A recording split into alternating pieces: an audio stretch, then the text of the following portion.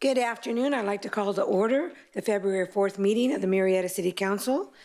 We are going, pardon me, roll call, Madam Clerk. Councilmember DeForest. Here. Councilmember Stone. Councilmember Holliday. Here. Mayor Pro Tem LaBelle. Mayor Warren. Here. Let the record reflect that 3 members are present, with Councilmember Stone and Mayor Pro Tem LaBelle not present. Thank you.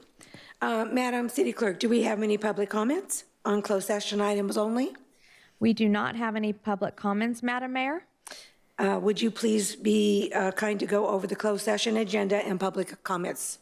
The City Council will meet in closed session, CS1, Conference with Labor Negotiators.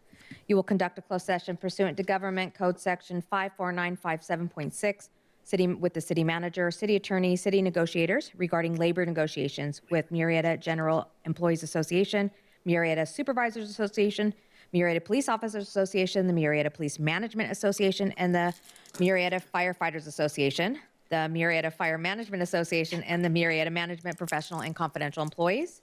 You also meet in CS2, Conference with Legal Counsel, Anticipated Litigation, Significant Exposure to Litigation pursuant to Paragraph 2 of Subdivision D of 54956.9, 2 cases. And lastly, you will meet in closed session CS3, Anticipated Litigation. You will conduct a closed session pursuant to 54956.9D4 because the city is considering whether to initiate litigation in one case. Thank you. At this time, we're going to go to recess into closed session, and we will reconvene at 6 p.m. for our regular meeting.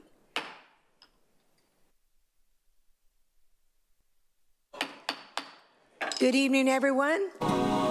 I'd like to call the February 4th regular meeting to the Murrieta City Council is now called to order. Madam City Attorney. The City Council met in closed session on a total of 4 items. The first was to confer with its labor negotiator pursuant to Government Code Section 54957.6. The council was updated and gave direction, no reportable action. The second matter was to confer with legal counsel regarding anticipated litigation in 2 cases pursuant to Government Code Section 54956.9. On these 2 matters, the council was updated and provided direction. Again, no reportable action. The final item was to confer with a matter to consider whether to initiate litigation in one case pursuant to Government Code Section 54956.9D4. Again, the council gave direction, no reportable action. Thank you. Thank you, Madam City Attorney. Madam City Clerk, roll call. Councilmember DeForest. Here. Councilmember Stone. Here. Councilmember Holliday. Here. Mayor Pro Tem LaBelle. Here. Mayor Warren. Present. Let the record reflect that all members are present. And for the record, Madam City Attorney, can you confirm that all members were present during closed session? Thank you. Okay, we're going to have the Pledge of Allegiance led by Councilwoman Lori Stone, and please remain standing for the invocation led by Ministry Assistant Blake Lawrenson with the Rock Church from Temecula Valley. Please rise. Place your right hand over your heart. Ready, begin. I pledge allegiance to the flag of the United States of America and to the republic for which it stands, one nation, under God, indivisible, with liberty and justice for all. If you'd like to bow your heads and close your eyes with me.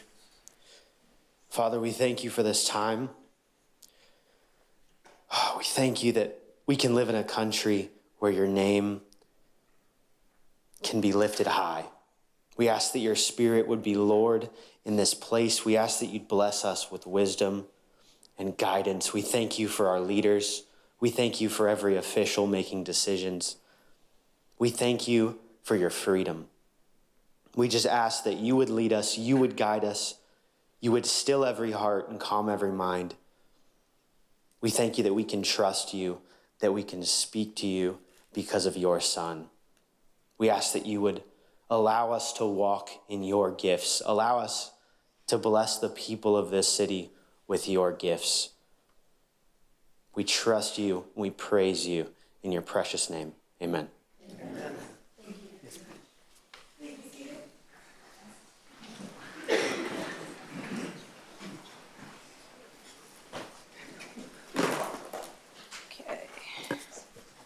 Okay, we're going to have some presentations tonight.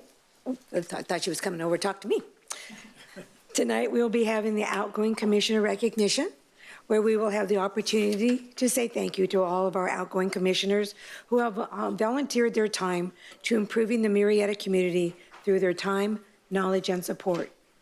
While tonight's focus is on outgoing commissioners, I would like to take a moment to recognize our new and current commissioners who were able to attend tonight's meeting. If you are here and you are a new commissioner, would you please rise? Thank you. Thank you.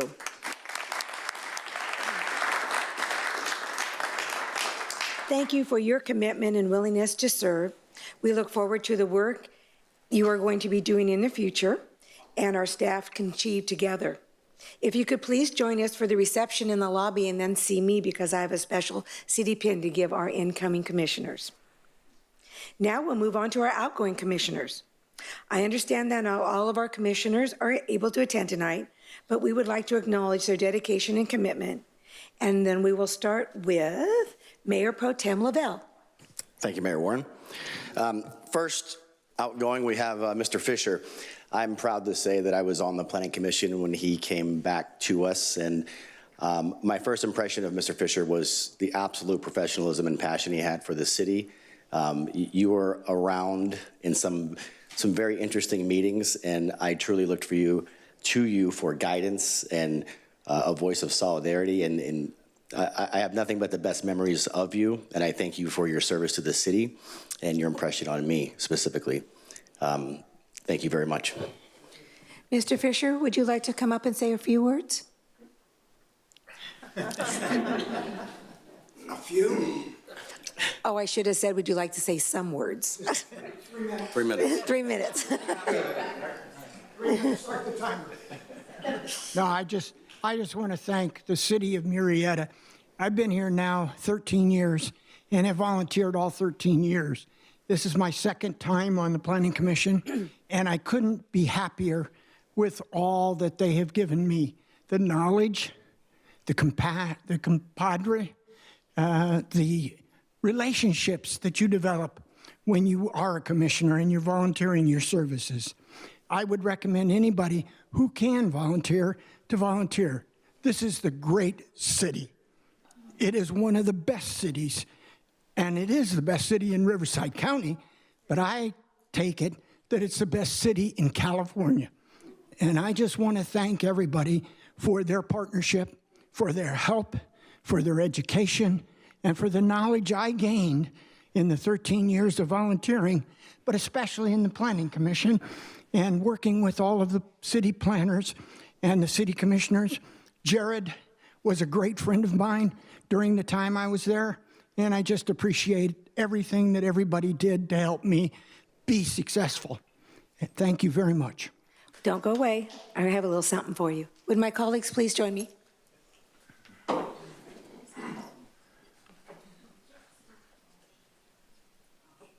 also want to thank my new wife. Congratulations.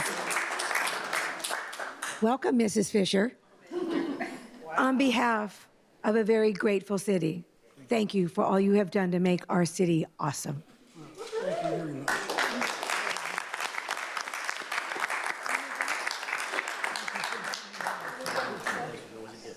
Lori, nice to see you. Thank you. Come here and take a picture, darling. Thank you.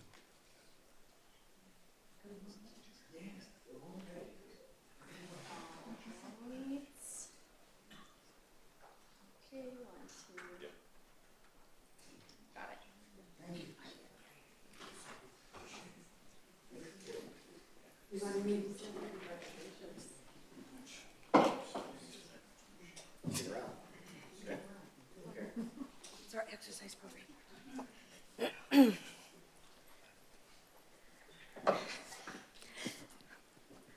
I am going to honor Commissioner Harland, who was unable to attend tonight's meeting.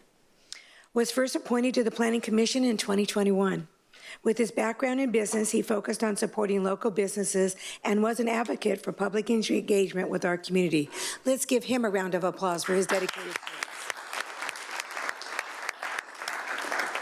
Councilmember Holliday. Thank you, Madam Mayor. I'm going to ask Commissioner Hicks to come up to the microphone. You don't have a choice. Commissioner Hicks was first appointed to the Library Commission in 2017. He's been a longtime friend of the Murrieta Library. And for those who know her, she's been a very passionate supporter of the library, brings enthusiasm and joy to every conversation. Oh, no, I'm so proud of our library. I'm proud of our city. As Mr. Fisher said, every single word he said. Been here 24 years, and I've been with the library for 24 years. And to be part of something that's not just part of the community, but we include people from the community. Whenever we've had programs at the library, we include them. We ask for their help, for their opinions, and our addition, the things that we're doing. We really are a library and a city that includes our community, and I'm so proud to be part of it. I love it all. I've loved every minute of it. And our law enforcement, everybody, our firefighters, the whole, everybody in this community. It's something that, and I've been in a lot of communities with a lot of fabulous people, so thank you all very much. Well, thank you. Colleagues, will you join me? Oh, boy.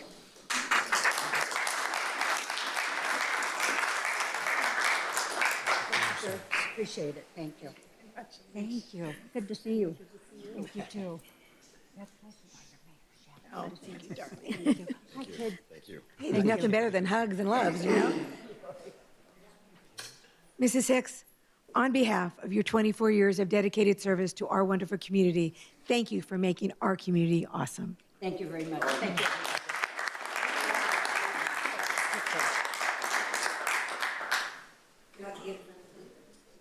Oh, yeah.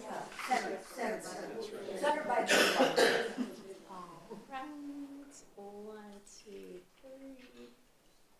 Fabulous. Thank you.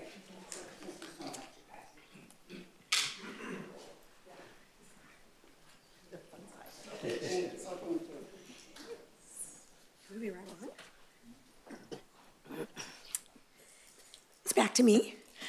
So I'm going to like to also honor Commissioner Macias, who was unable to attend tonight's meeting, who was first appointed to the Library Advisory Commission in 2023 as an alternate, but later moved in as a regular member. She provided valuable insight and recommendations for public library expansion project focusing on accessibility, improvements for patrons with disabilities. How about a round of applause from Commissioner Macias? Councilmember DeForest. Thank you, Madam Mayor. Could I have Commissioner Wood come forward, please? Oh, not able to. Or maybe not tonight. Oh. Welcome. Commissioner Wood was first appointed to the Parks and Recreation Commission in 2019 as an alternate member, but soon was made a regular member. Her thoughtful questioning and insightful comments have been instrumental in shaping numerous policies and projects. Commissioner Wood, would you like to say a few words? Thank you very much, and it's been my pleasure to serve our community. And I don't know who's going to be here next, but I wish them a lot of luck. Thank you very much. Thank you so much. Stay right there.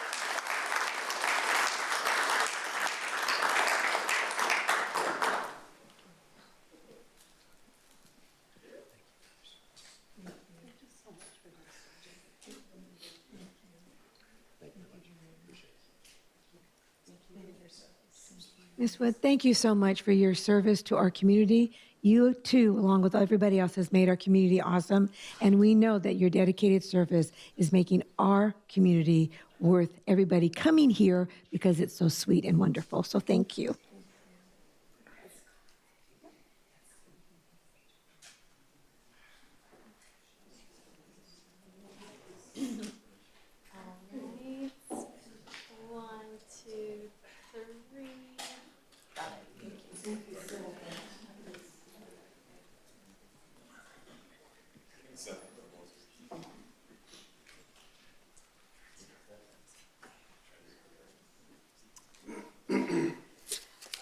Okay. Mayor Pro Tem Lavelle, I believe you're up. Next up is Commissioner Ortiz, who was unable to attend tonight's meeting. He was first appointed to the Traffic Commission in 2021.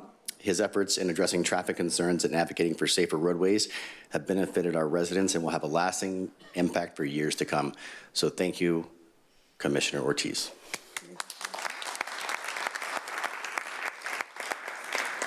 Councilmember Stone. Thank you, Madam Mayor. Is Commissioner Gallardo in attendance? Yes, he is. Please come to the microphone. Commissioner Gallardo was first appointed to the Traffic Commission in 2021. His thoughtful insights and collaborative spirit have helped us navigate difficult transportation planning and traffic management issues and implement meaningful improvements.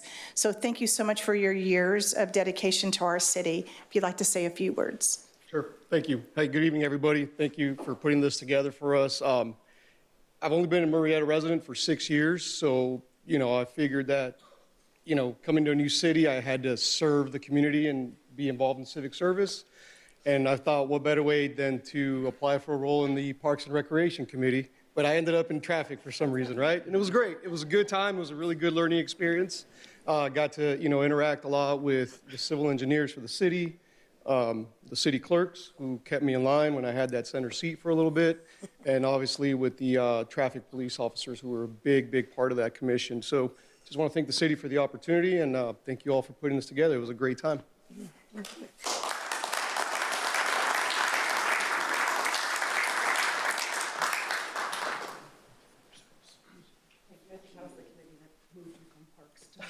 Yes, congratulations. Thanks for serving. Thank you very much.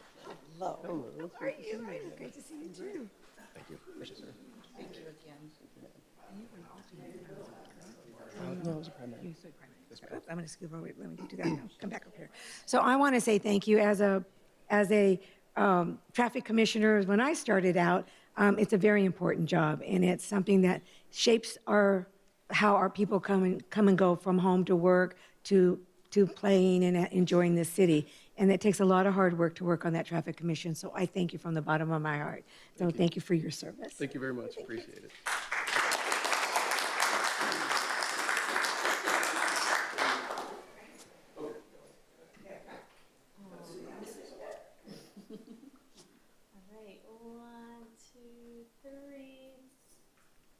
Perfect.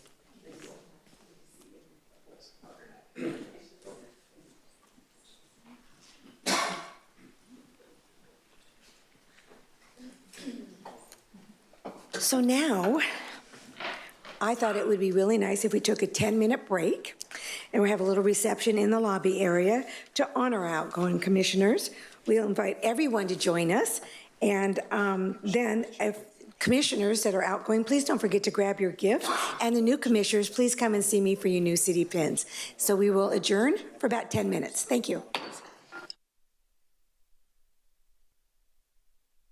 Now reconvening from our recess, Madam City Clerk. Thank you, Madam Mayor. Councilmember DeForest. Here. Councilmember Stone. Here. Councilmember Holliday. Here. Mayor Pro Tem Lavelle. Here. And Mayor Warren. Present. Let the record reflect all members are present. Thank you. Approval of agenda. Are there any changes to the agenda? Seeing none, may I have a motion and a second to approve the agenda? We have a motion by Councilmember DeForest and a second by Mayor Pro Tem Lavelle. Please vote. Motion carries unanimously, 5-0. Great. City Manager. Thank you, Madam Mayor. I just have a couple of updates this evening. First, you likely remember that last time we convened, January 21st, we had a long presentation about some of the power outages and the emergency management operations that the city staff undertook during that time. You likely also recall that just 2 days later, on January 23rd, we had the Fig Fire. So we don't have an elaborate presentation this evening. Day doesn't go by that fast, does it? But I do just want to make mention of it because, you know, after doing this for almost 20 years, there aren't a lot of things that make me really nervous really fast. But one of those is when I get a call from the fire chief and he's out of breath, out on scene, running around somewhere and says, okay, we have a structure fire, it's gotten into the vegetation, there's high winds, don't have a lot of time, this could get ugly. And that last part resonated. So I stopped what I was doing and headed over to the EOC and waited for more. As you know, that was a situation that, you know, for the second time in the last couple of months, you know, we had a fire that started in or near our city during high wind events. And both times, those fires were put out before anything catastrophic happened. And while I wouldn't want to understate the loss that occurred during the Fig Fire, the fact that it really could have gotten ugly, and we've seen too much evidence too close to home of what happens when fires get ugly. I woke up the next day comfortably, casually, and absolutely grateful that we had a team of professionals, our firefighters, some of them here this evening, and some from neighboring agencies that showed up and in really not ideal circumstances got on top of things. And it just reminded me of the absolute value of having not just a team, but an outstanding team, that all the little things that happen, the moments of training, the moments of camaraderie, the things that help them to be a little better, a little faster, a little quicker to assess a situation and respond, all those things somehow go into the magic that have made it so that we could have those close calls that are just that, close calls. So just absolute heartfelt thanks to our team for being everything that you are to operate that way consistently.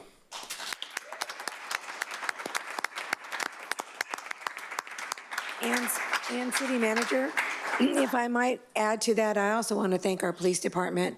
They were right there on the spot, evacuating where needed, assisting where needed, and like my motto is, better together, we are amazing together. So thank you to our police and fire. You're both outstanding organizations. Thank you. Yes.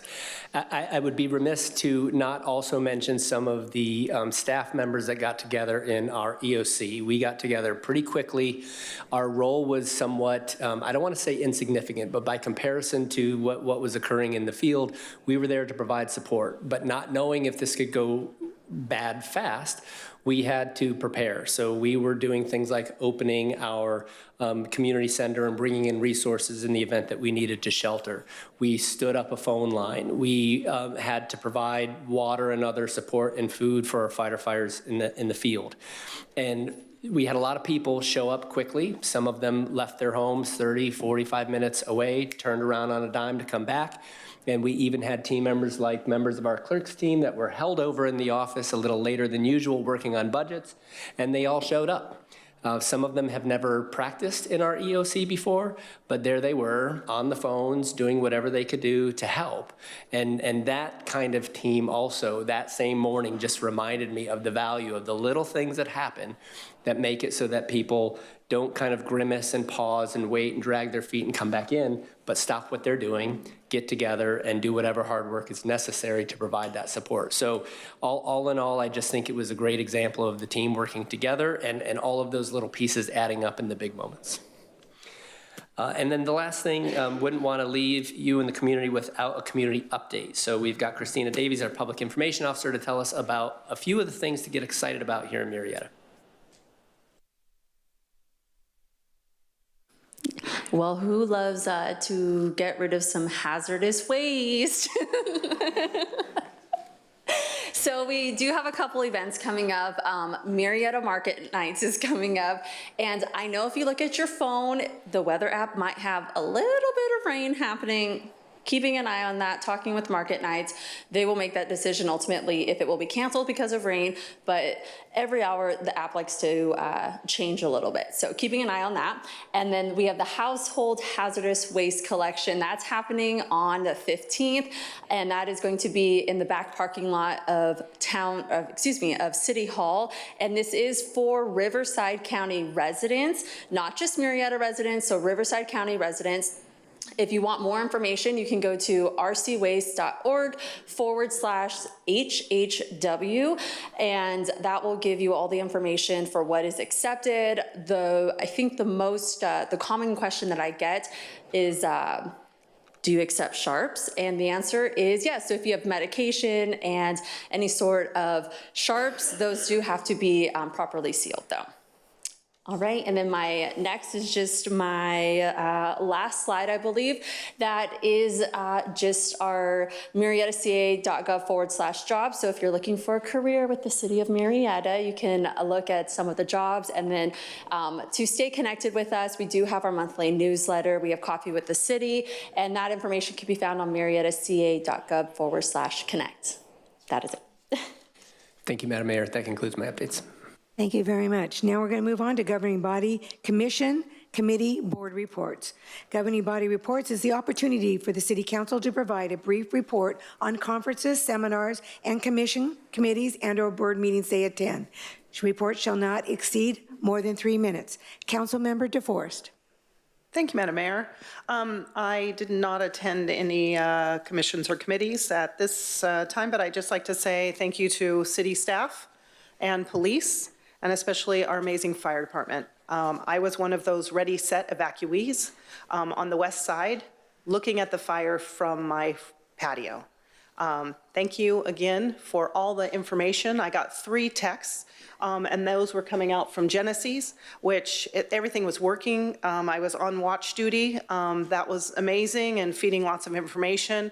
I was disseminating that information to my neighbors as well. So just want to say thanks again to our fire department for doing an amazing job and knocking that fig fire down fast. And I really appreciate you guys, and I'm really happy to be living in the city of Murrieta with second to none fire department. Thank you so much. Thank you, Councilmember DeForest. Councilmember Stone. Thank you, Madam Mayor. As we assigned our commissions, I was assigned to WRCOG, and I had my first meeting on Monday. And my report out is to our finance director, Javier. Is Javier in the room? Javier, put your seatbelt on.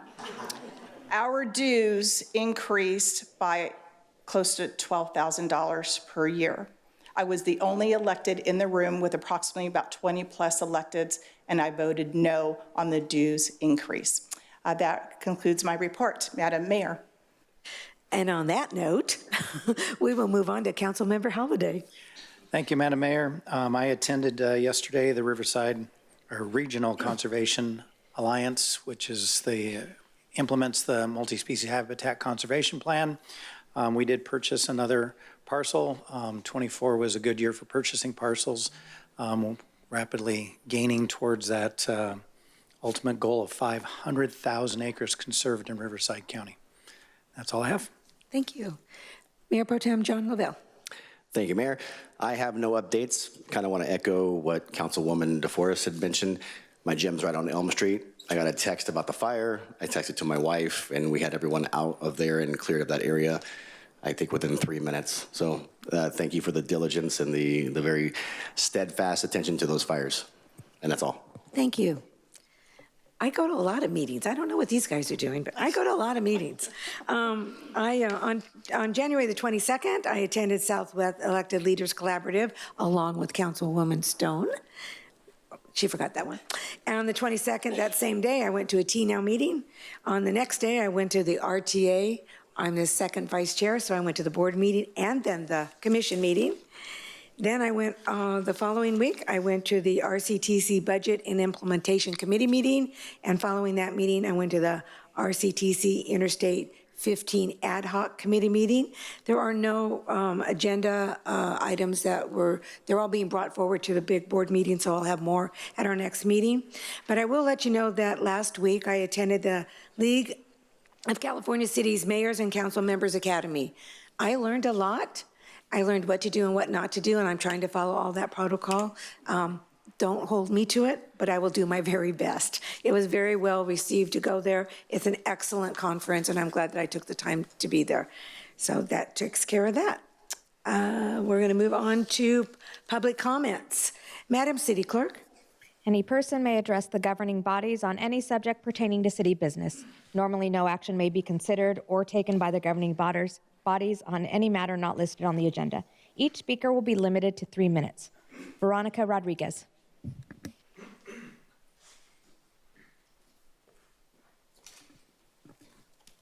Welcome. Hi, good evening. My name is Veronica Rodriguez. Thank you for your time. I'm here tonight in regards to the arrest of Marvin Eula on the 28th. He is the co-owner, husband, and employee of the Eula Family Daycare.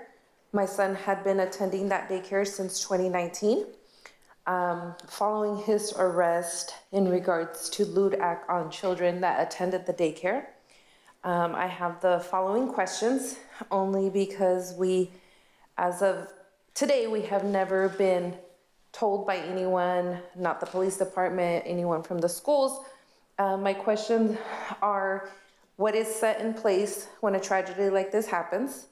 We were notified as far as like when there's fires, there's text messages. So one of my first things was to go to his elementary school and speak to his principal, who said that they had been made aware.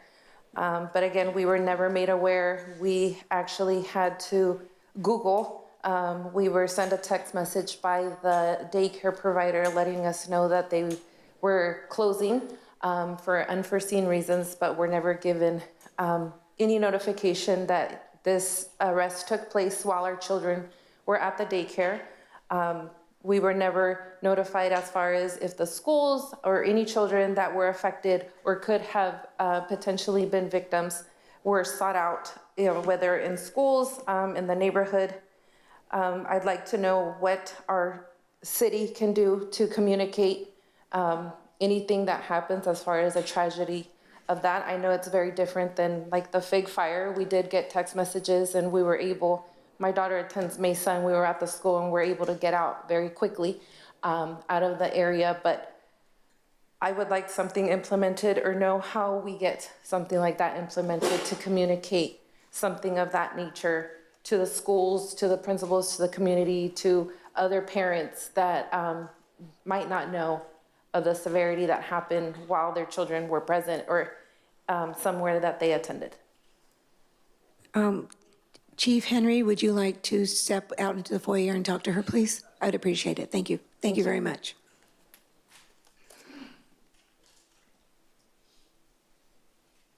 Faye Wands.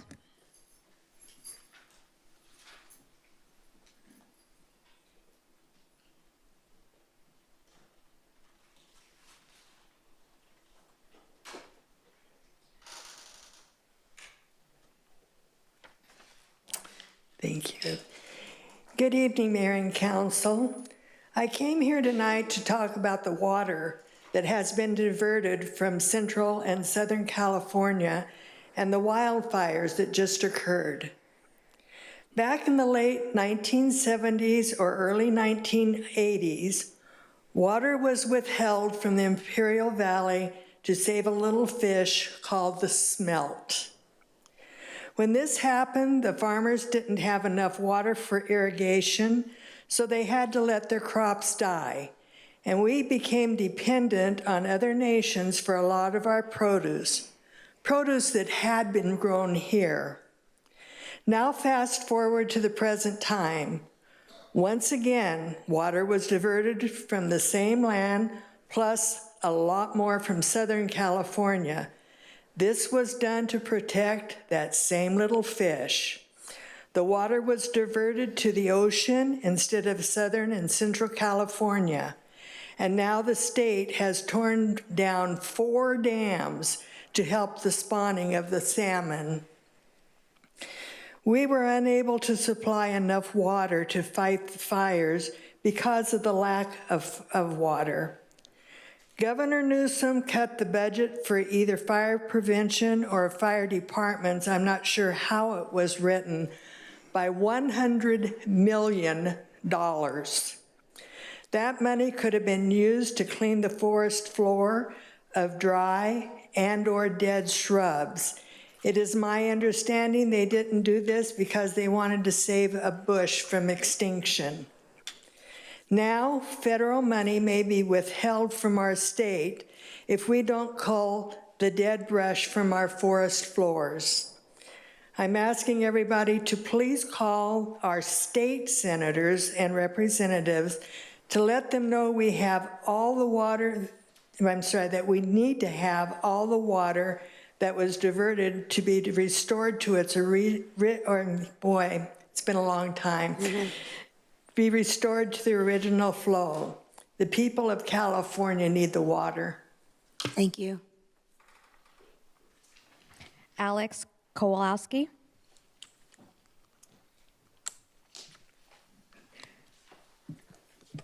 Welcome. Hi. Hi.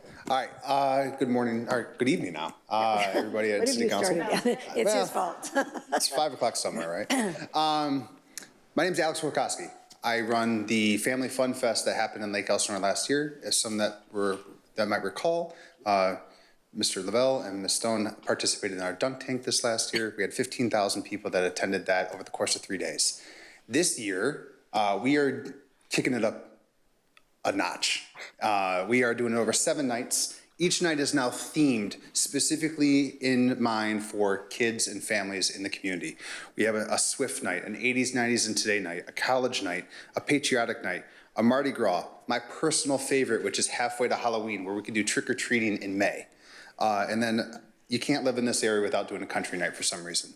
So we are communicating with every city here in the Valley, saying, hey, how do we put this together? How do we work together? And I wanted to thank city staff from Mr. Agajanian's office for helping us with some in-kind partnership as well for the Murrieta. So I wanted to thank him particularly and city staff. But more importantly, I want to invite you guys and the community to be part of this amazing event.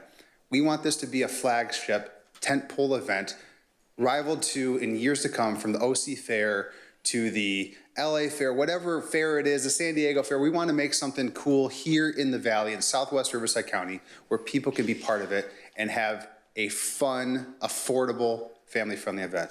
The final piece of this is it is truly geared towards our community for families, but also our nonprofits. Every single nonprofit that wants to participate in partnership with us for free will have a portal where they could get, they can sell tickets to the carnival, which are $10. It's not expensive. And they get 50% of every dollar that they sell right to their nonprofit. So we want to make sure that this truly is something that's unique and different than anything else out there. It's community driven. And we hope that the city of Murrieta would join other towns to partner with us in a more elevated way, not just this year, but hopefully in years to come. Thank you. Thank you so much. Bev Hoffman.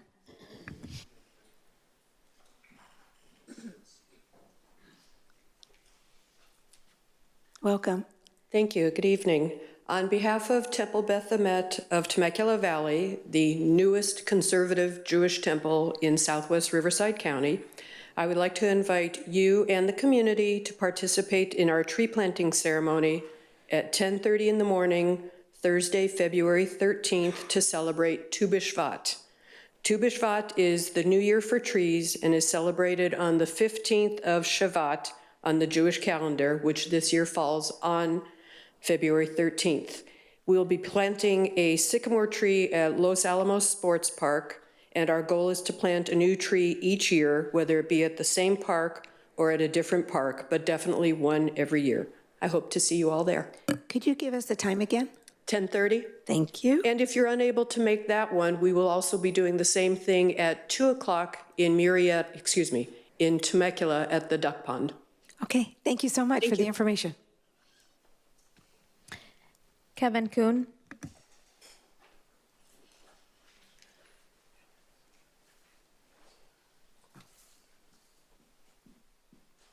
Good evening. Good evening. If I want to put this up on the screen, do I? City Clerk? Sorry. Thank you. Hi, I'm Kevin Kuhn. I'm the Library Foundation president here in Murrieta. I'm just here to do a friendly PSA about our library expansion project. Let's see if we can flip it on the back. That one? I just want to show this. Just give us a second. Okay. We're just trying to show a QR code here to remind people that we are in the process of trying to expand our one and only beautiful library building here in Murrieta. If all goes well, we'll expand it by 4,500 square feet, and that will serve our community and families and children for generations to come. We are still a little bit short of our goal, and so we could use anyone's support to invest in this, once-in-a-generation project. If anyone wants to see me here tonight and write a check, I'd be happy to take it.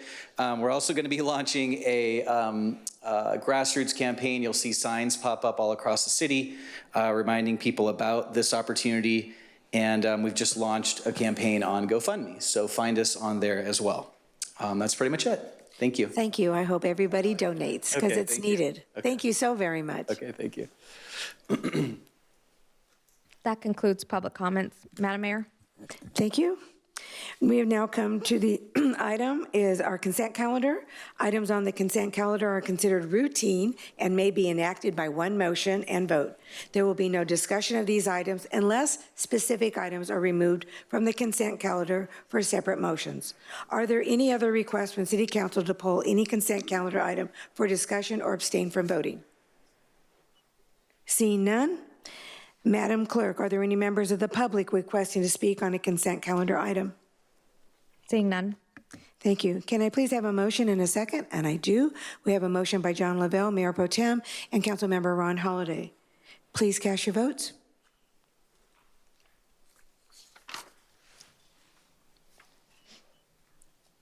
Count. Thank you. Motion carries unanimously, 5-0. Thank you. Okay, let's see here. We're now going to item number 6. Resolution of intention for formation of Community Facilities District Number 2025-1, Safety Services of the City of Murrieta, Community Facilities District 20252, Maintenance Services of the City of Murrieta, and Community Facilities District Number 20253, Discovery Village of the City of Murrieta. Staff, may we please have a report? Welcome, everyone.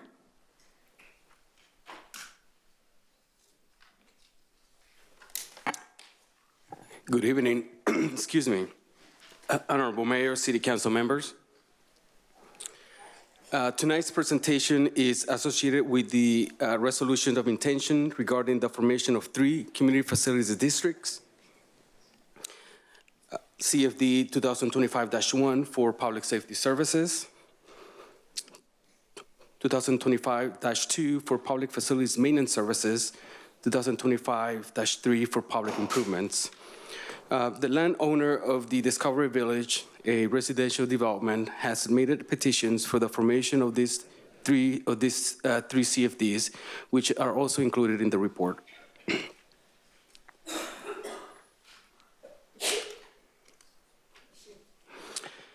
Before we proceed, I'd like to briefly introduce our team tonight. We have David Chantaransu, our Development Services Director. We have Shane Spicer, the city's CFD formation consultant from Spicer's Consulting, and also Brian Forbath, the city's bond counsel from Stratling. Also joining us in the audience is Derek Hicks, Vice President of the Land Development at Argent Management Group, representing Discovery Village. He will be available to answer any questions regarding the residential development.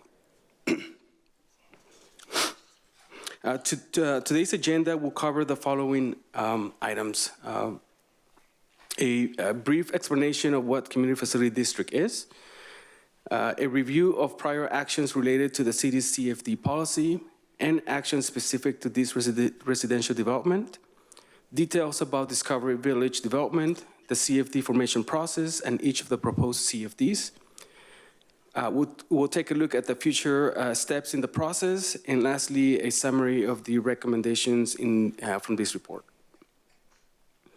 The community facilities districts are a widely used financing mechanism to fund public facilities and municipal services associated with new significant and large development projects pursuant to the Melrose Community Facilities Act of 1982. The city has extensive experience in the formation of CFDs, and we have assisted our community development with the formation of 15 CFDs. Here's a list of previously formed CFDs and the communities they serve. As of the last December, there are 49 CFDs within the city boundaries, with over 50% of them established by the school district. Community developers and landowners have the option to choose which agency they wish to petition the CFD formation. Since the last city's update to the CFD's goals and policy, we have seen a shift in this area, and the city has received several petitions since then. I will now turn it over to David Chantaranzo for discussion of the following two slides. Thank you, Javier. Good evening, Madam Mayor and council members.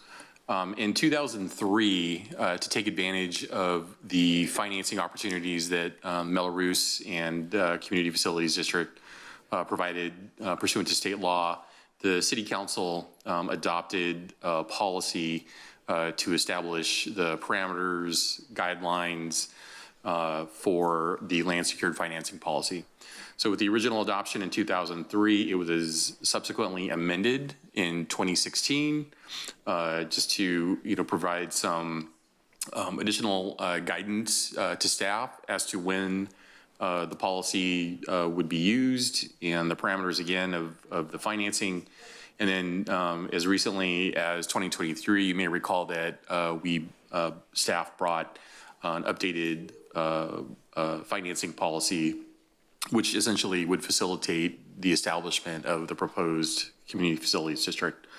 So for the specific project that was approved, Planning Commission approved a tentative tract map back in 2023. The tract map was recently recorded in December of last year. And this is a diagram of the area. So Discovery Village, as the project is known as, is located in the northeast area of the city.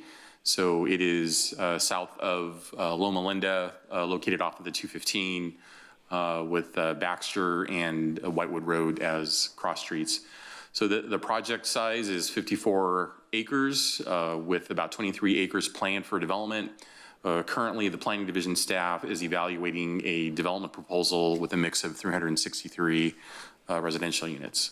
So that's just a brief overview of the eventual residential development of Discovery Village. And at this time, I'm going to turn it over to Brian Forbath from Stradline.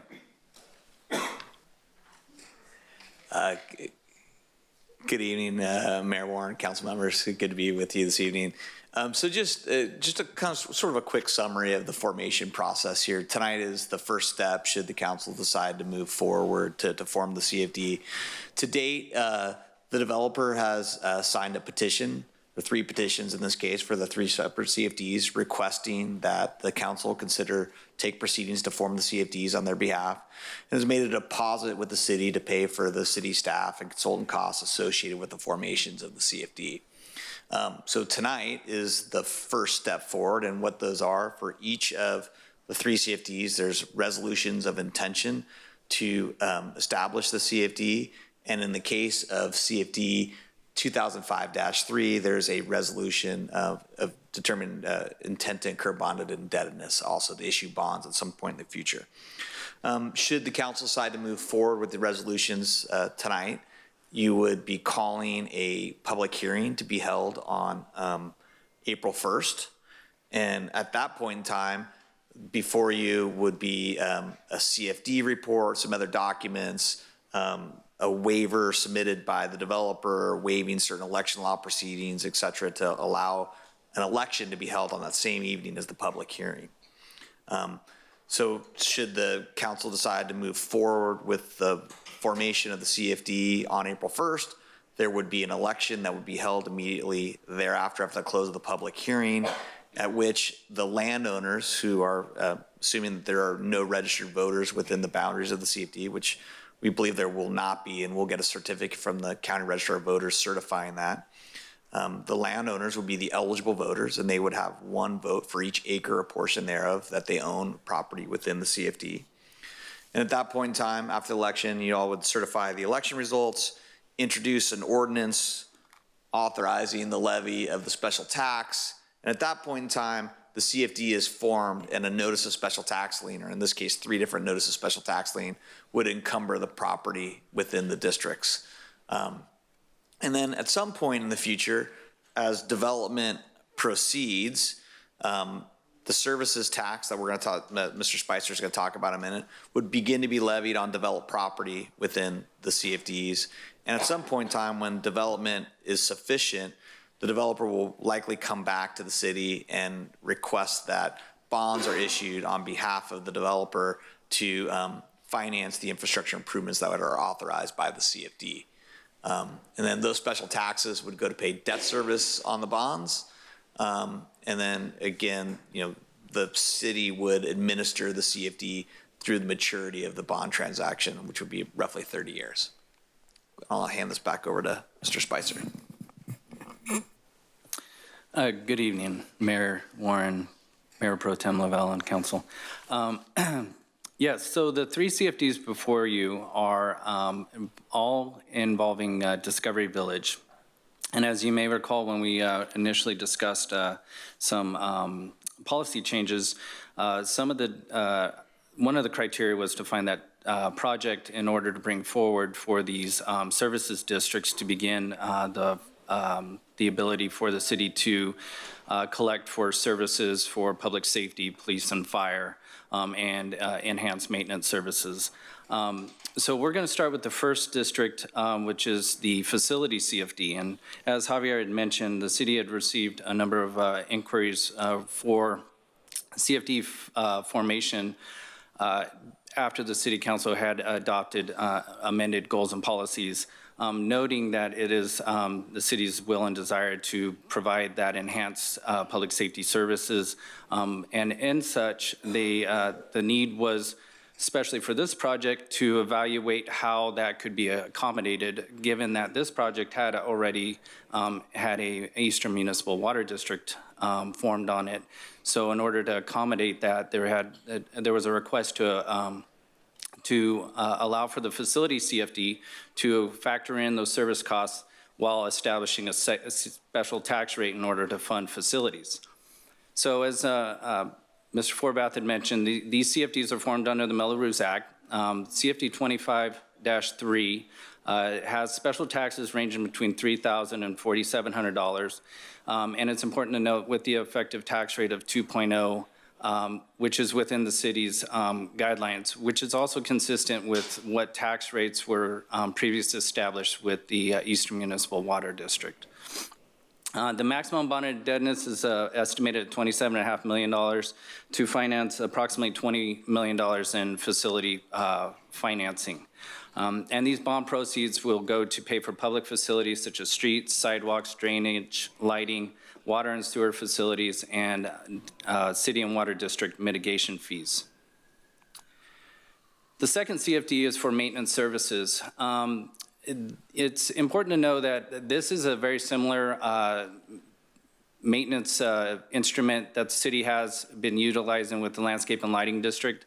However, it is able to provide a greater level of services without a requirement for the city to contribute from the general fund on general benefits that are part of the benefit nexus. So this protects the general fund for additional services that new development brings on, while allowing the development to realize the full set of services that the city can provide.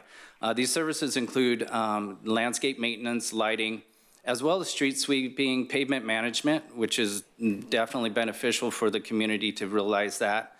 Park and trails maintenance, drainage and storm water maintenance, as well as graffiti abatement. This will be a citywide CFD that would be annexable, meaning that additional new development will be able to annex into the CFD to establish their own tax zone, much like the LLDs that the city had previously, in a more streamlined fashion, but also allows for a greater set of services. The tax rate for this project is estimated at $274 a unit, and it includes a greater of 2% or CPI as an escalator. And then finally, the third CFD being the Safety Services CFD 2025-1. This CFD is to provide for public safety services, as we discussed previously, police and fire protection services and paramedic services. The special taxes in this CFD has 3 different rates that are established. $250 per unit for affordable housing, which wouldn't have an escalator. Multifamily at $468 a unit and $580 for single family, which would be the rate for this project after formation. This again is also a citywide annexable CFD for new residential development. This is beneficial for future residential developers to understand what that tax rate burden would be. So when they pro forma their project, they can understand that a portion of whatever tax would be established on their project would be going specifically to the city police and fire services. It's good to understand that at development, this project would generate approximately $200,000 for public safety services annually to provide those enhanced services. With that, I'll turn it over to Javier. Thank you, Shane. So as far as the next step, Mr. Forbath kind of shared with you the following item in this process is hold a public hearing, and again, that's scheduled for April 1st. On the same night, we'll hold a property owner's election, and as well as introduce the ordinance. During that meeting, council will have, as well as the public, will have the opportunity to make comments, and as far as the proposed CFDs, and for each item that will be bringing forward to you for action. City council will then take an action on each CFD separately at that point, and subsequently, if that is approved and move forward, then an approval of the ordinance or second reading it's scheduled for April 15. So tonight's staff recommendation is to adopt the following resolution, a resolution of the City Council of the City of Murrieta declaring its intention to establish Community Facility District 2025-1 of the City of Murrieta to authorize the levy of a special tax on property within the district to pay for the cost of providing public safety services. A resolution of the City Council of the City of Murrieta declaring its intention to establish a Community Facility District 2025-2 of the City of Murrieta to authorize the levy of a special tax on property within the district to pay the cost of providing public maintenance services. A resolution of intention of the City Council of the City of Murrieta to establish Community Facility District 2025-3 of the City of Murrieta to authorize the levy of a special tax to pay the cost of acquiring or constructing certain facilities and to pay the debt service on bond indebtedness. Resolution of intention of the City Council of the City of Murrieta to incur bond indebtedness in the amount not to exceed $27.5 million within the proposed Community Facilities District number 2025-3 of the City of Murrieta. And lastly, approve a reimbursement agreement regarding the Community Facility District 2025-3 and authorize the city manager to execute the agreement. Thank you for your time and attention. This concludes our presentation, and we are available for any questions or comments you may have. Thank you very much for your in-depth presentation. It made it a little bit easier for, I'm sure, everybody to understand. At this time, I'm going to bring it back to council members for a question.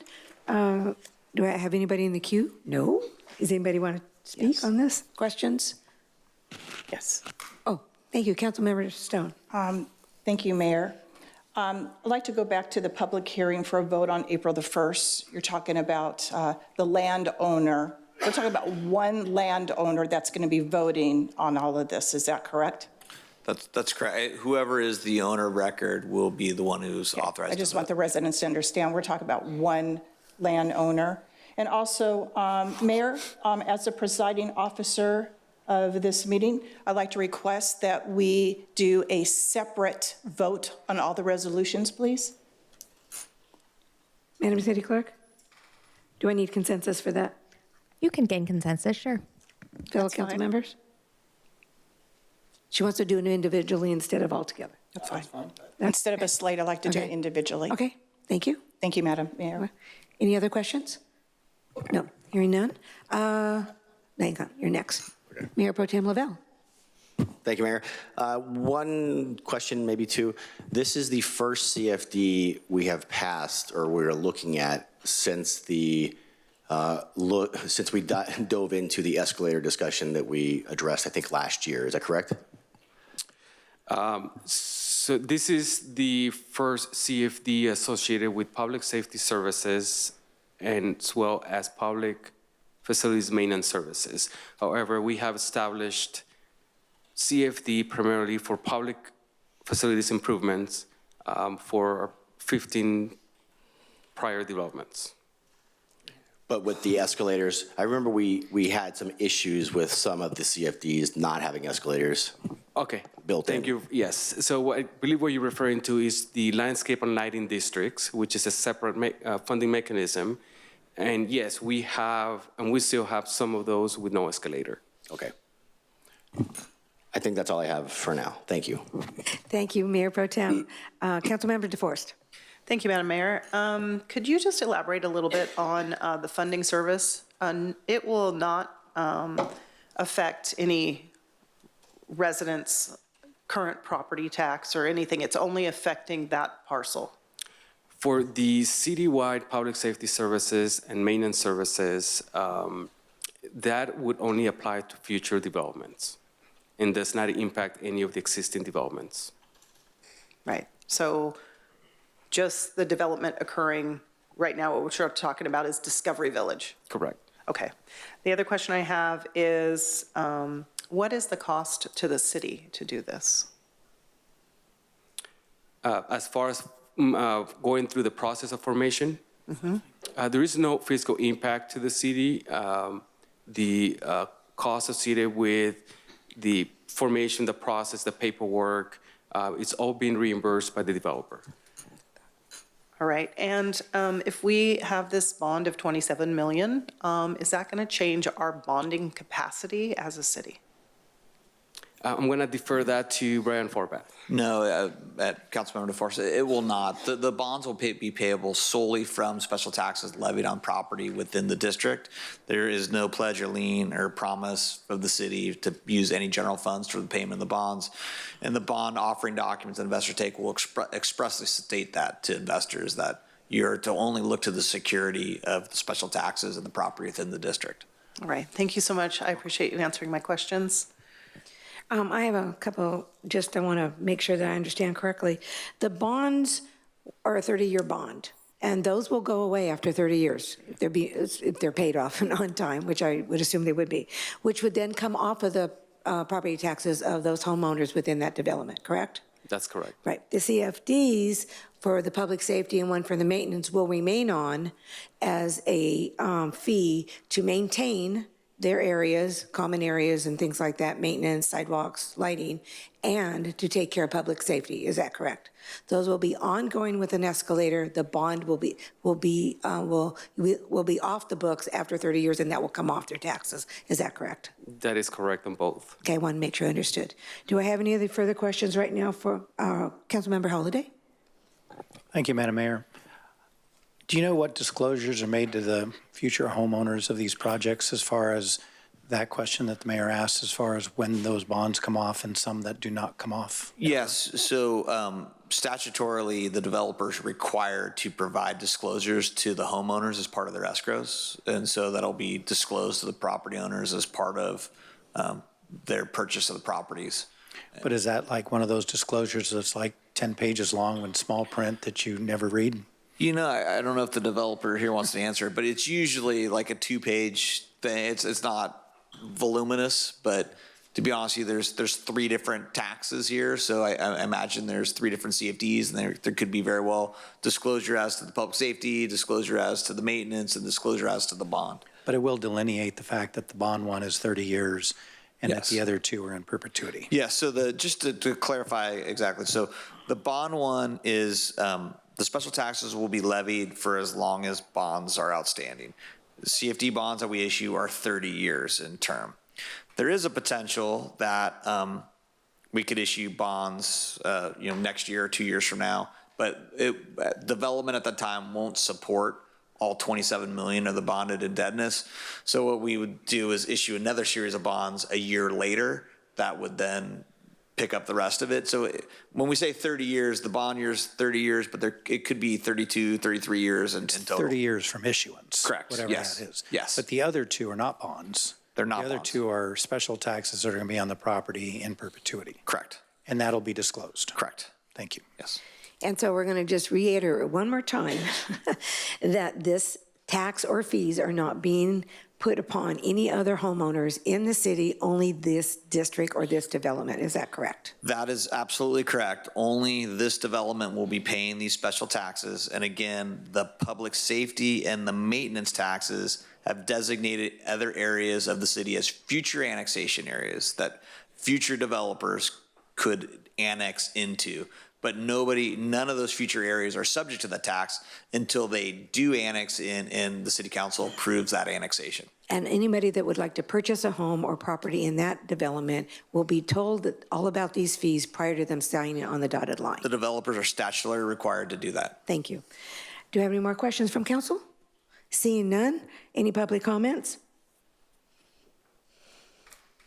Thank you, Madam Mayor. Wayne Dollarhide.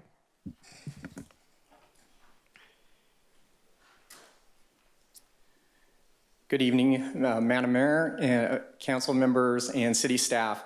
Thank you for letting me speak tonight. I'm Wayne Dollarhide, VP of Corman Lee. I'm here on behalf of Dan Lee. He couldn't make it tonight. He's sorry he couldn't attend. He's out of town. I have a letter from him that I'll read, and we also have several projects in the city of Murrieta that I'm a business partner with Dan on, and which two of them will be looking at CFD district as well. So I'll begin by reading Dan's letter.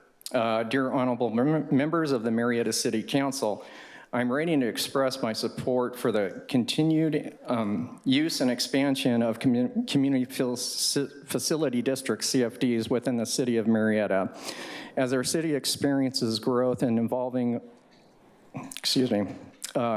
hard and soft infrastructure needs, CFDs serves as an essential financing tool to fund critical public improvements and service while responsibly managing the city's long-term fiscal health. CFDs provide structure and reliable mechanisms to finance infrastructure projects such as roads, utilities, public safety, facilities, parks, and schools without placing undue strain on the city's general fund by conservatively allocating costs to property owners within the benefit districts. CFDs ensure that the financial responsibilities for the benefits are equally distributed. This approach not only will support new developments, but also helps protect existing taxpayers from shouldering disproportionate cost.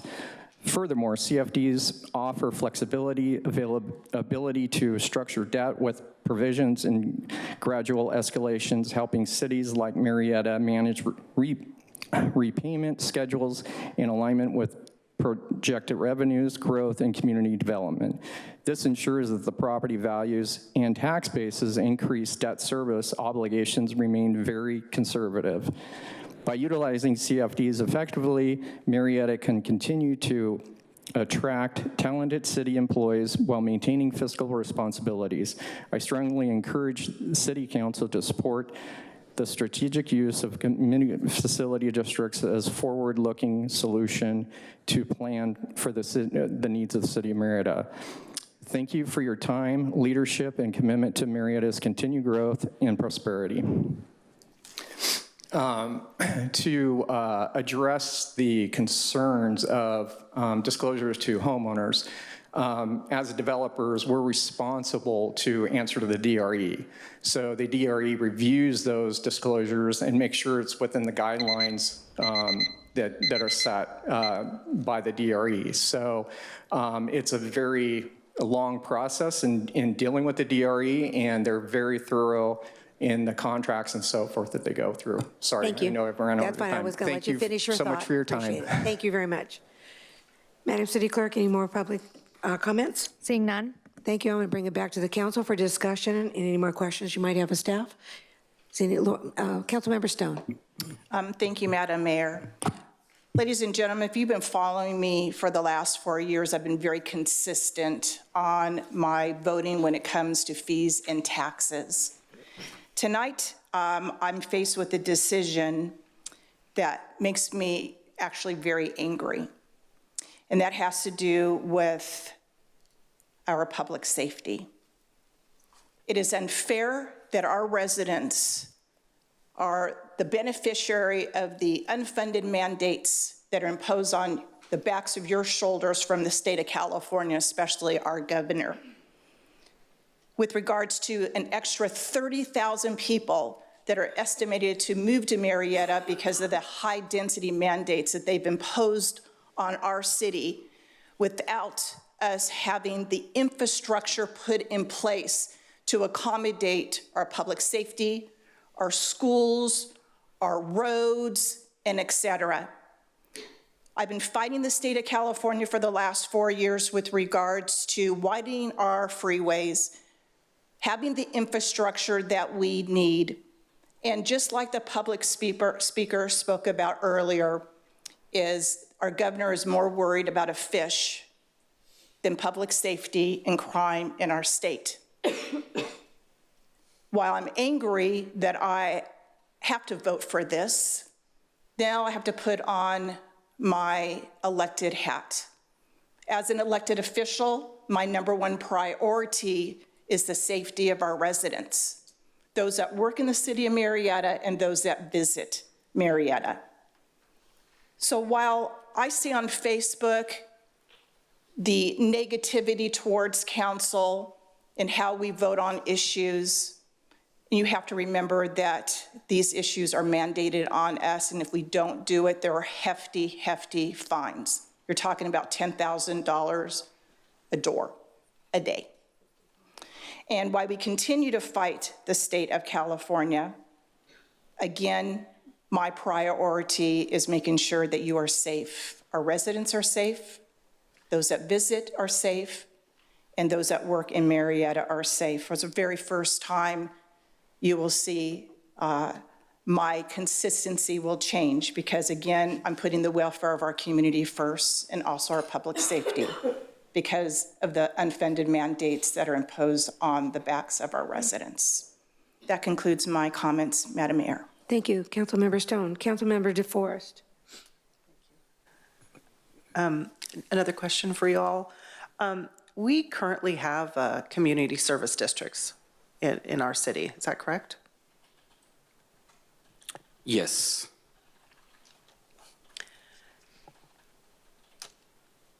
That's my only question. Thank you. Okay. Okay. Do I have any further questions or discussions from council?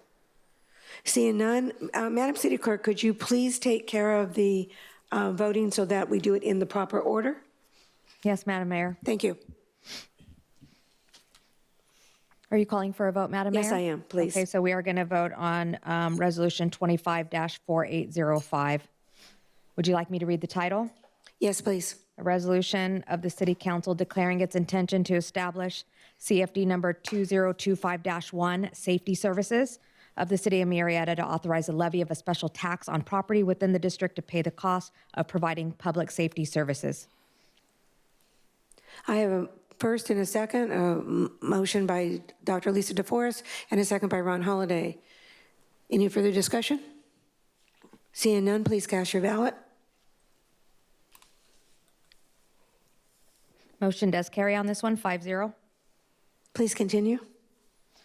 You will motion in a second for Resolution 25-4806, declaring its intention to establish CFD 2025-2 maintenance services of the City of Murrieta to authorize a levy of a special tax on property within the district to pay the cost of providing public maintenance services. Do I have a motion and a second, please? I have a motion by Councilmember Holliday and I have a second by Mayor Pro Tem John Lavelle. Any further discussion? Seeing none, please vote.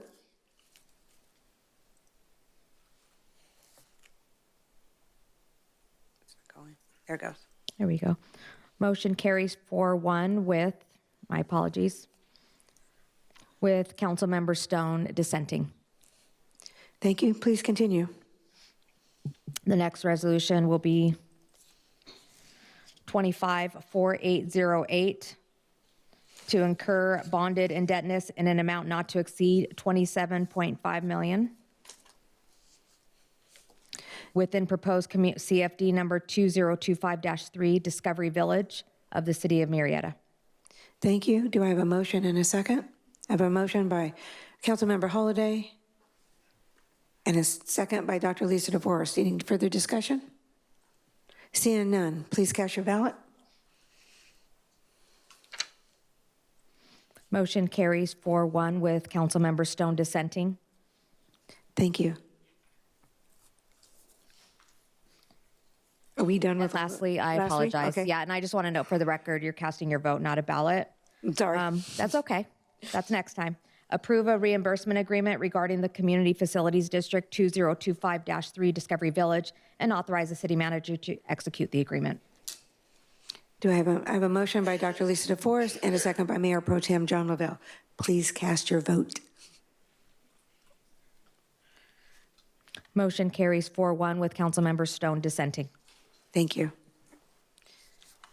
Madam Clerk, just for the record, I think we might have skipped one of the resolutions. Yeah. Thank you. There's 4 of them. Yeah.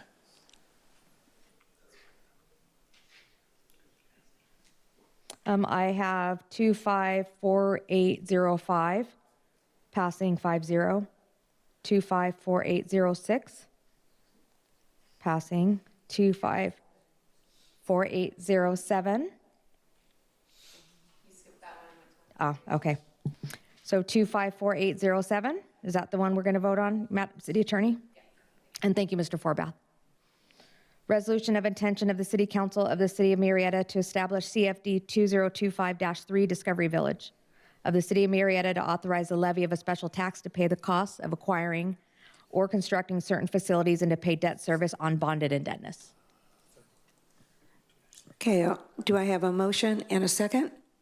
I have a motion by Councilmember Holliday, a second by Mayor Pro Tem Lavelle. Any further discussion? Seeing none, please cast your vote.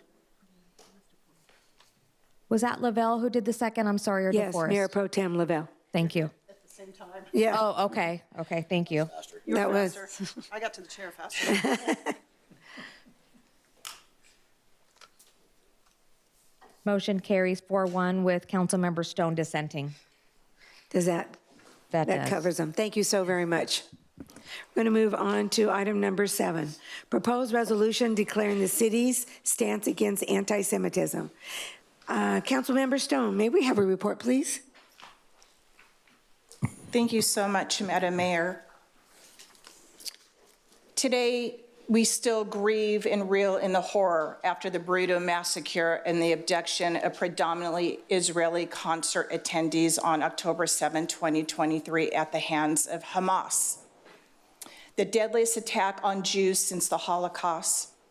A shocking number of college campuses are cheering on Hamas while oppressing, alienating, and verbally assaulting and threatening the lives of Jewish students is unconscionable.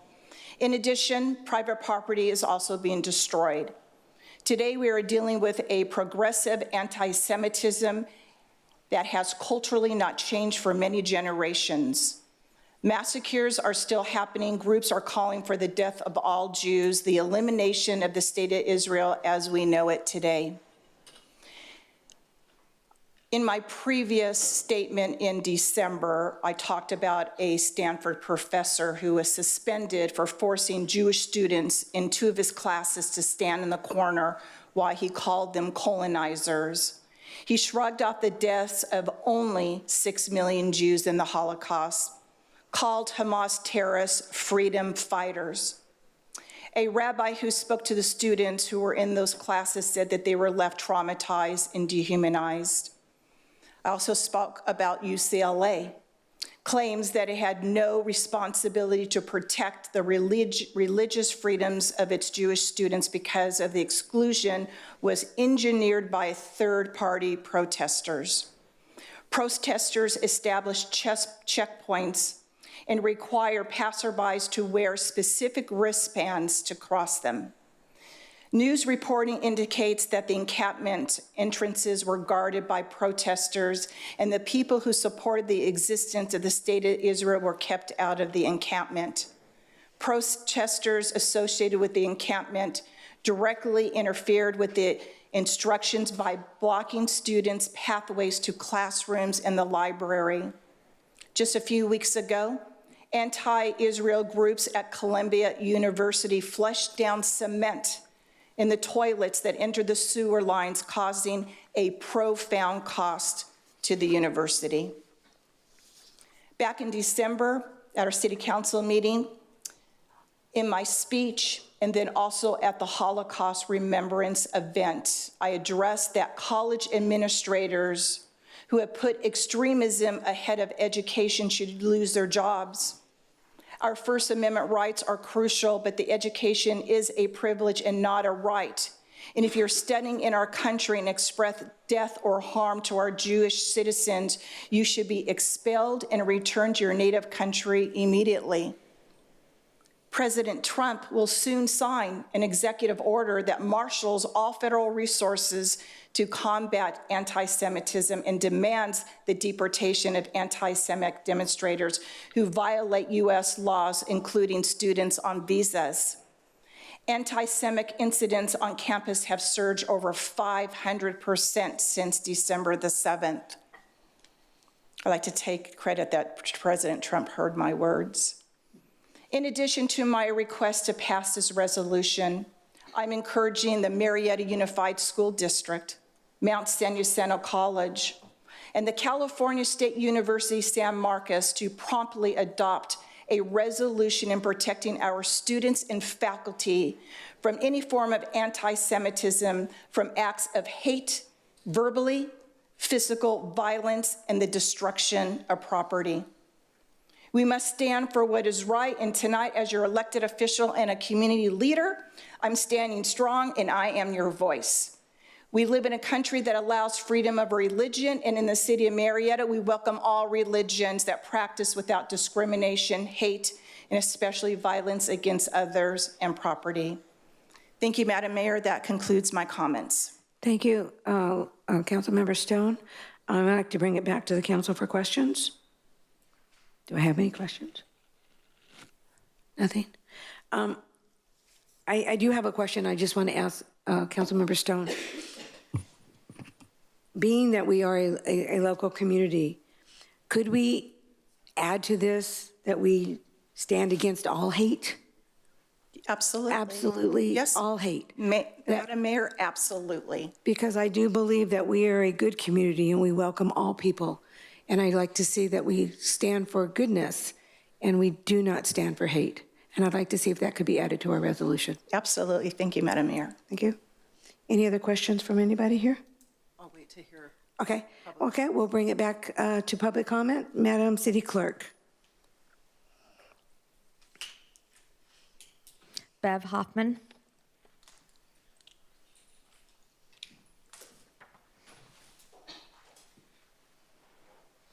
Welcome again. Thank you.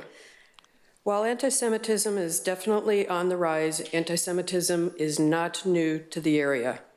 We moved here in 1984, and when my now 42-year-old son was in 4th grade, a fellow student left a swastika on his desk. We also had one painted on our garage door, and many years later, my daughter had a swastika scratched into the door of her car.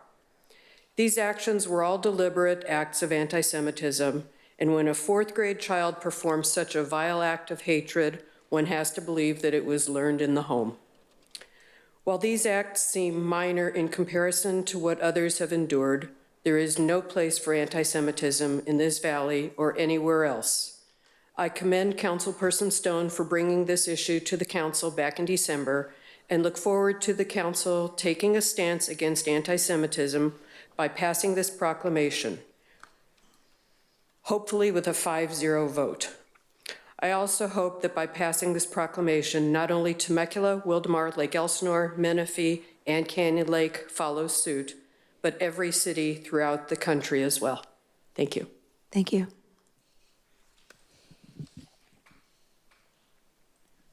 Irv Micklin.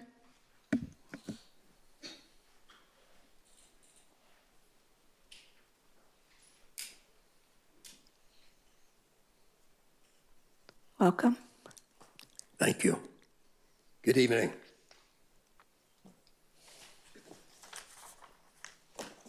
My name is Irv Micklin, and I am a member of the Board of Directors of a Holocaust Remembrance Foundation.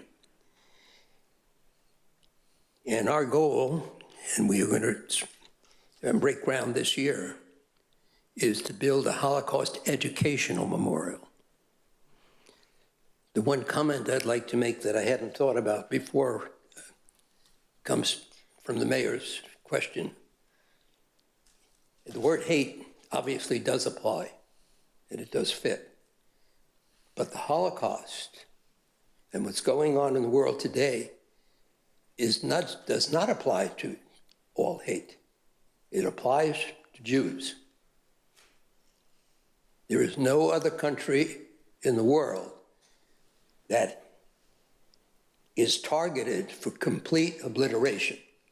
There's no other group of people that have been targeted by Hitler and by many today for complete obliteration. There's a distinction. However, it is appropriate to include hate. I went to Columbia. I went to Columbia when it was fun. We had an opportunity to learn. I called a friend of mine and asked her about her granddaughter, who is now in a junior year at Columbia, and asked about her experiences, which were devastating, emotionally primarily, but certainly affected her education. She was not able to study. She could not walk into classes. She could not open doors. And that's symbolic of what's happening in other universities. Columbia is making an effort to correct the situation, and still, as Councilman Stone pointed out, we had an instance within the last few weeks where 2 buildings were broken into. But the main thing that I feel we need to be concerned with is education. We need to get rid of intolerance. We need to get rid of ignorance, and that can only come through education.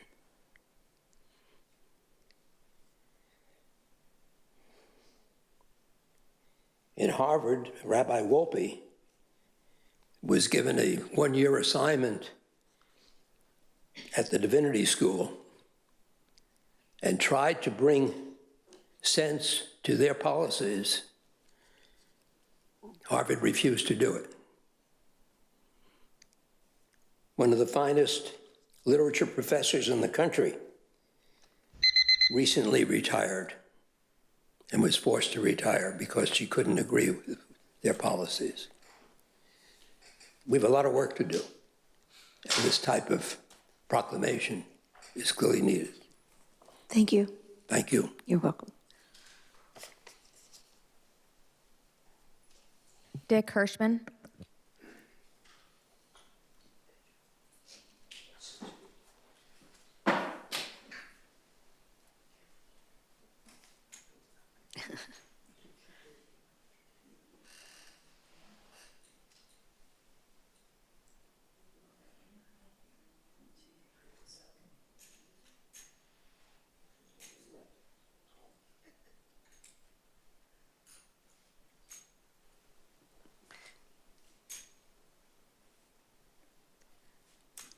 Welcome, Mr. Hirschman. Hi there. Hello. Well, I can't believe I'm standing up here again. Anyway, I would like to thank the City Council for the help that has been given to the Holocaust Monument to construct a Holocaust Monument and Education Center in Murrieta Veterans Park. As Irv Micklin stated, we are getting ready to break. We're getting ready. Should I start over? No. We are getting ready to break ground this year. I would like to invite the City Council to the groundbreaking ceremony once a date is set, and we look forward to having you there. If you have any questions, let's have them. If you don't, I'm gone. Thank you so much. Tim Thompson.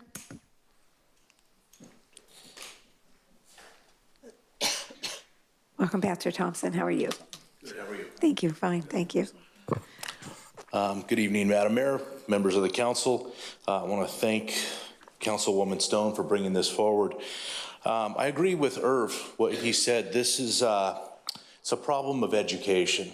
And our church, I'm, by the way, for those that don't know me, I'm Pastor Tim Thompson. I'm the senior pastor of 412 Church. And for 12 years, our church was practically right next door to the city school offices. They're off of McCalby Court. And we fully support the Holocaust Remembrance Foundation of the Valley. We really need to see education. And what happened on April 11th of 2021 is we opened our church to the Holocaust Remembrance Foundation of the Valley to host an event that they were doing. It was a fundraising event for their organization. And the morning of the event, I got a notification from my security team, and he says, I don't know what happened, but our church was vandalized. It was horrible. And the whole church, the whole front of the church was vandalized. And we had these things, I'll just kind of hold them up here, but we had these things plastered all over our church. And it was completely disgusting. There's a picture of a Jewish man with his man on an infant's genitalia saying that Jews are pedophiles. Another one talking about how Jews called for Jesus to be boiled in hot excrement, literal shit. Another one about Jesus calling Jews a synagogue of Satan. And this is where it comes down to the lack of education, because they're quoting scripture and trying to imply that Jesus is saying that all Jews are bad, all Jews are a synagogue of Satan. Again, just a lack of education. It just goes on and on. This one talks about how Jewish children should be kicked out of schools. So, I mean, it's disgusting. It has no place in our community. I've lived here since 1986 and raised my kids here and have been pastoring in this valley for over 20 years. And we hold many events, pro-Israel events. We have Israel Day once a year. We take people to Israel all the time. The Jewish people are an important part of our community. And I again, applaud you, Councilwoman Stone, for bringing this forward. I look forward to seeing all the council members voting with her and standing for what is good and righteous in our community. So thank you very much. Thank you. Are there any additional comments? That concludes, Madam Mayor. Thank you, Madam City Clerk. I'll bring it back to council for discussion, questions. I see Councilmember Holliday is in the queue.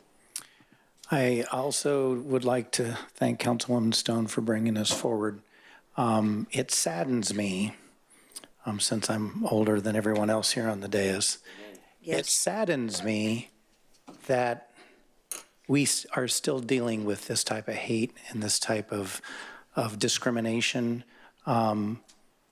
racism, which as a kid, I would have thought have died out 30, 40 years ago, is more prevalent today than when I was young.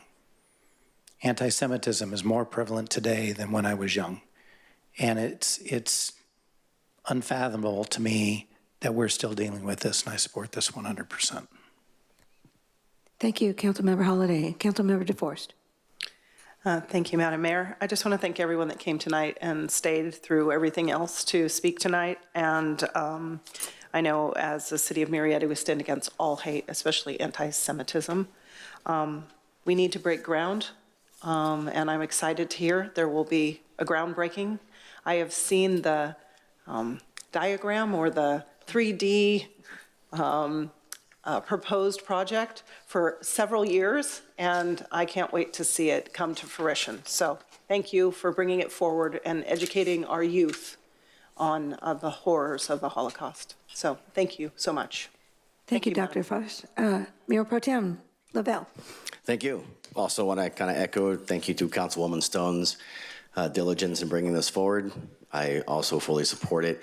The being one of the younger people on council, you know, this is such a strain. You know, we are all, I would like to say, protected in the city of Murrieta, and to see what Pastor Tim Thompson brought up here, I find it just shocking. I didn't think that could happen here.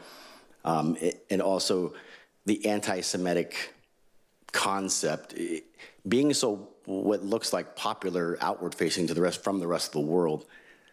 You don't see things like anti-pedophilia groups and movements or things that would make way more sense of evil actions versus opinions of groups of people. But I'm glad you took this stance, and I'm happy to support it. And I'm sad to be educated, but I am thankful for the movement. Thank you. Thank you. Any further discussion? Madam Mayor, may I say something? You sure can. Thank you so much. Welcome. Madam Mayor, I appreciate your words, but this resolution is really important, and we address anti-Semitism. I want to remind you that I did bring forward a resolution 2 years ago with regards to hate crimes that address hate across the board, but I'd really like to keep this resolution intact as is. Thank you. Okay. I have a motion by Lori Stone. I have a second by myself. Any further discussion? Seeing none, please cast your vote.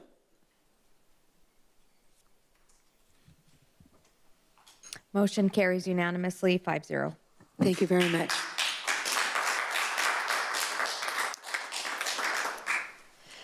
Madam City Clerk.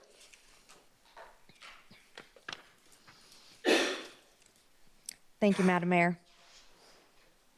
This is reconsideration. Any council member who voted on the prevailing side of the original motion may move a reconsideration to consider new information or correct inadvertent errors on a non-public hearing item at the same or the next meeting. At this time, are there any requests from City Council for any reconsiderations? Seeing none. Sorry, my button wasn't working. Thank you, Madam City Clerk. Governing body announcements. Governing body announcements is the opportunity for the City Council to provide miscellaneous reports and announcements. Announcements shall not exceed 2 minutes. The City Clerk will use the computerized timer. And we'll start with Councilmember DeForest. Thank you so much, Madam Mayor. I will just like to receive and file my activities for the last couple weeks. And if you need to reach me, as always, my email is listed there, as well as my cell phone. So if you want a faster response, send me a text or give me a call. Thanks so much. Thank you very much, Councilmember DeForest. Councilmember Stone. Thank you, Madam Mayor.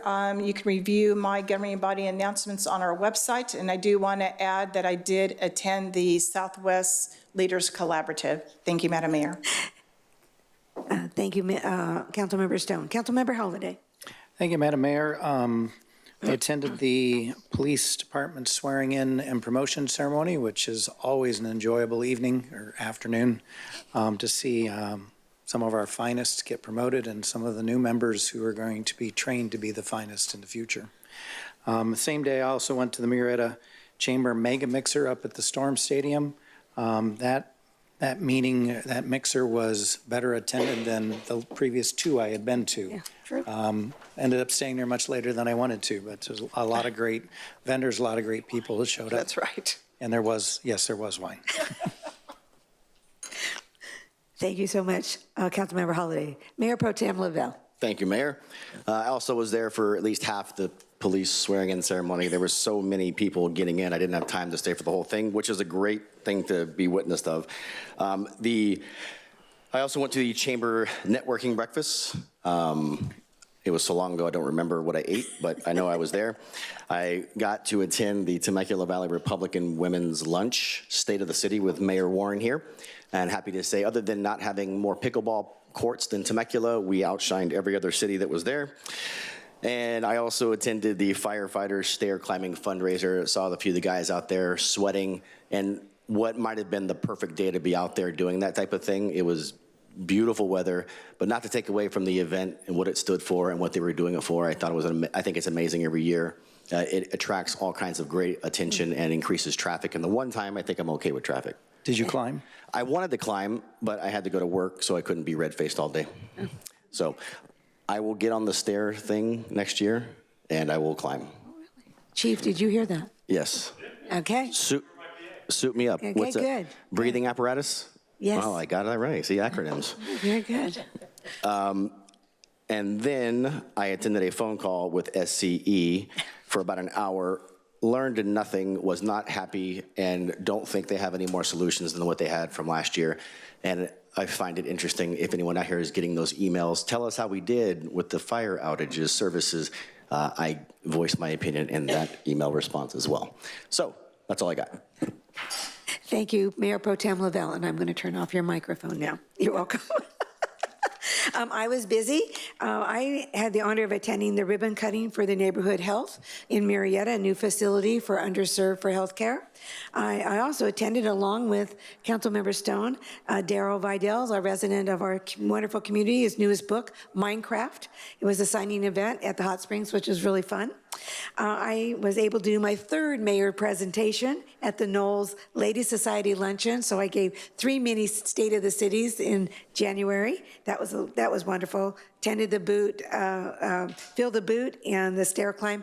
No, I'm not going to stair climb, nor am I ever going to stair climb, so you can count me out on that. I will be there to support. I was at the Chamber of Commerce Coffee with the City, along with Mayor Pro Tem Lavelle, and we did a really good job, didn't we? You think? Yeah, we did. Yeah, you were that too. See, you have to remind him where he's been. I was at the swearing in and promotional ceremony for the police department, the All Mega Mixer. I raced back to be at both of those from Garden Grove. I attended the Taste of Soul and Black Business Expo with Councilmember Stone, and as she was running off the stage, I was doing the boogie boogie with the DJ, and I must say I stayed with him pretty good, but I do not have those dance moves. Do not.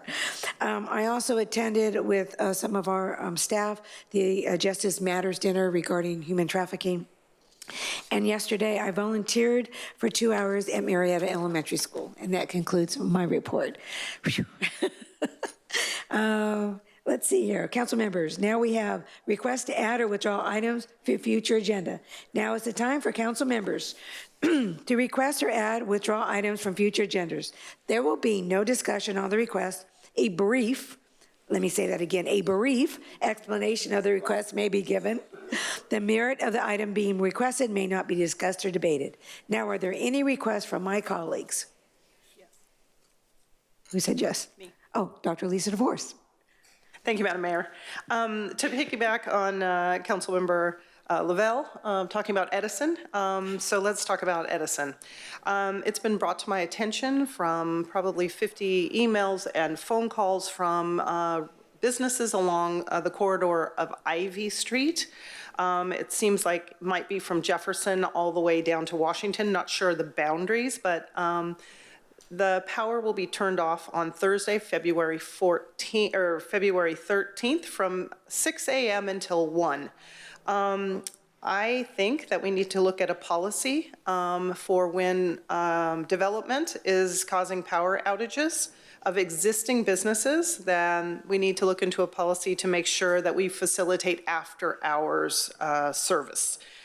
So when they're doing their work after hours, it is, or non-business hours, because it is really a detriment to those businesses. And I know I'll be closed on February 13th because I've rescheduled 45 patients and cannot see patients. The surgeon behind me is also very upset because that's one of his surgery days. So I would like my council to ask staff to look into some type of policy that puts a little bit more of a maybe a little bit of direction of Edison either working with us or what is actually causing the outage as well, because it was very vague. So thank you for that. Okay. Do I have consensus? I'm getting a look from our city attorney. I just don't think we can do it. I mean, we can look into it as staff, but I'm not sure. Okay. So allow our city attorney to look into it, and then she can report back out at the next council meeting. And if you could see if there's some type of policy we can put together or some kind of pushback to Edison. Well, I'll talk to engineering and planning and city manager's office, and we'll see if, I mean, we'll talk to Edison first and see. We'll look more into it. Okay, thank you. Okay, will that work? Yeah. Okay, are we good? Councilmember Holliday. Yes, I want to remind my colleagues that last year we implemented a process to put things on this future agenda consideration, that if we went to the city manager first, it could actually be listed under that section, which would allow us to then converse about it a little bit, which we could have actually had a full-blown conversation tonight. But since that didn't happen, we're limited to what we can actually discuss. Okay. So I would just encourage my colleagues, if they have a future agenda item, speak to the city manager, have him put it on the agenda, and then we can have a more in-depth conversation. Well, let me amend my future item then to push it to our city manager to look into getting us. She's going to give us a report next week, so and a we're already report. good. I'm just Perfect. for future reference for other So items. do we have a Thank you. consensus for the city attorney to look into this? We do. Thank you. Oh my goodness, it's before 10 o'clock. At this time, it is my pleasure, with no further business, we are going to adjourn this meeting at 7:56. Have a good evening, everybody.